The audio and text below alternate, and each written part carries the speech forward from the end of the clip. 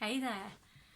I want to talk to you about the learnings I've had from my new cat. So we rehomed a cat who had moved into a family member's house. We picked her up about a week ago. She basically had turned up out of nowhere and moved herself in to a house where they couldn't keep her.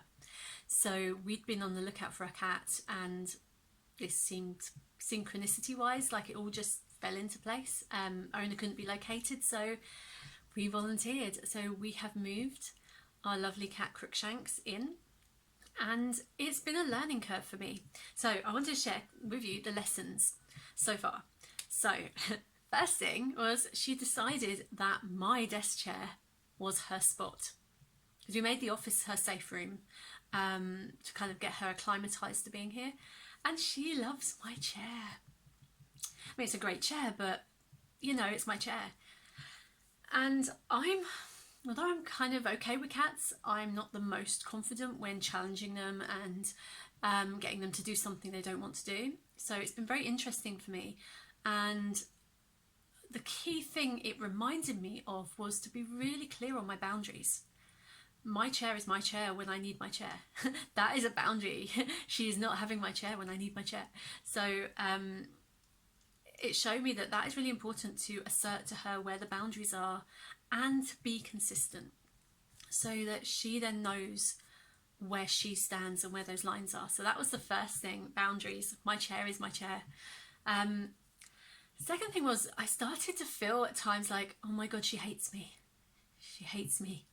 You know how cats, they do their own thing. They're on their own journey, and you have your paths cross over, but they're doing their own thing. And I found myself telling myself she hates me. And then I picked myself up and it was like, hold on. And what I noticed was I was triggered. Something within me was replaying a deeper rooted thing that hasn't yet been resolved energetically, that in my energy, that was saying she hates me from something deeper, probably from childhood. I know it's from childhood. That was a sign of what to work on. So it's nothing to do with the cat. I was projecting onto the cat because I wasn't getting my expectations met. And so that's another thing, is looking at your expectations and addressing those. So gave me some insight into some triggers that need cleaning up, and looking at my expectations. I mean, who am I to expect something of an animal? You know, that's not their job to be here to meet my expectations. So that's, again, an interesting one.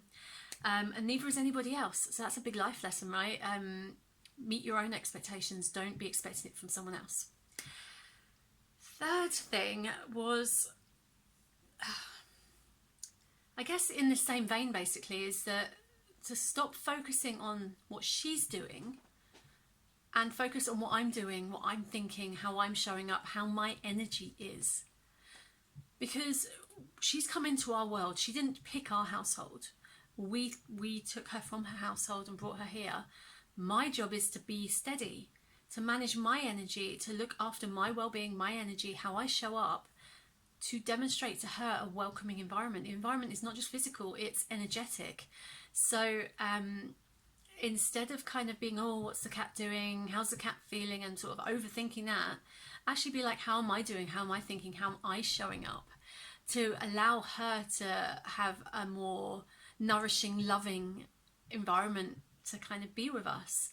And since I've changed that, she has relaxed somewhat, which is really good. So it's kind of about staying in your own lane. That's kind of the lesson as well. That's a phrase I picked up from some American contacts. Stay in your own lane. So focus on what you're doing, how you're being, and allow others to then have their reaction to that, should they wish to, and respond to that, rather than focusing on what they're doing. And the final one is the kind of not tolerating things that don't work for you.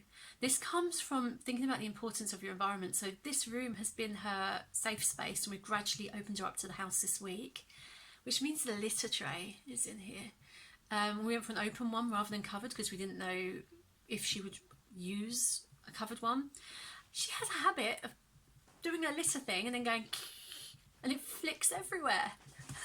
And so, and it's smelly because we've got the wrong sort of litter stuff. But anyway, we're going to resolve that, and that's my point, is how often do we have things in our environment that don't work well for us, but we just tolerate it and just too busy to address it. It's not top priority. We don't have the money, the time, attention, whatever, and you live with things that bug you over and over and over and over.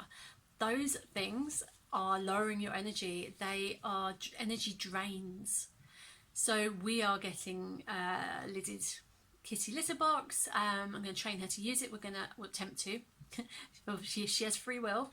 We're going to move things into the parts of the house, food bowls and things that we have dedicated for that, now that she's becoming more comfortable. So we're going to transition her out of this room and into the rest of the house now, this weekend. But the point is that when things don't work for you, don't just live with them and tolerate them. Do something about it when it's things that are to do with you and are within your control. So that is my learning so far from 1 week of having my new kitty. I'm sure there's going to be many, many more learnings. Animals are great reflectors of your own kind of where needs work. Ultimately, the work's all down to me. Nothing to do with the cat. She's off doing her business. So, boundaries. Know your boundaries, assert your boundaries, keep them strong and firm. Notice when you're triggered and it's your stuff being kicked up. Don't project it on someone else.